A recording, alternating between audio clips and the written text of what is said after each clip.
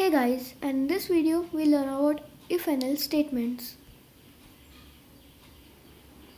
Okay, so first I'll open my IDE, go to File, New File, maximize it, and now let me explain to you what's if. Example, you have two statements. One is hi and the other one is hello.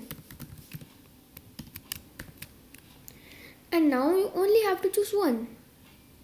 Now how will you know which is the one you have to choose or which one is true? Then you have the if statement. Okay, so now you can make an variable. If you don't know what variable is, you can go check out the latest video on our channel. Okay, and it's your choice if you don't want to make a variable or not. But in this case, it will be more nice to make a variable. In this case, I'll name it as greet and I'll name it as hi.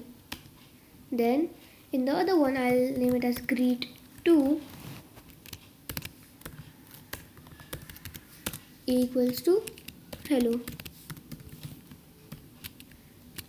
And then let's use our if statement. So if the greet variable equals to hi, which in this case is true, right? In the greet variable we have hi. So if greet has hi in it, in this case is true, right? It has hi in it. Then we'll have to give a colon, then we'll print true because it's actually true. It has hi in it. We'll print true. Then we'll have our elif statement. Elif greet 2 equals to hello. Let's keep it as capitals. Yep, hello. Then a colon. Then we'll print true as well because it's actually true, right? It has hello in it. So print true. Okay, now don't forget you have to put these two colons. Okay. Now let's use our else statement.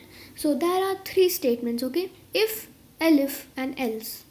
What these mean is if greet equals to hi, then we'll print true. Elif, if this condition isn't true, then we'll look at this variable, which is greet2 equals to hello, print true. And if both of them are false, we'll print false. So else, and after else directly you have to put this colon, remember that, print false. Okay, now let's run module. Source must be okay to save, and now let's save it. I'll name it as if elif else and I'll save it.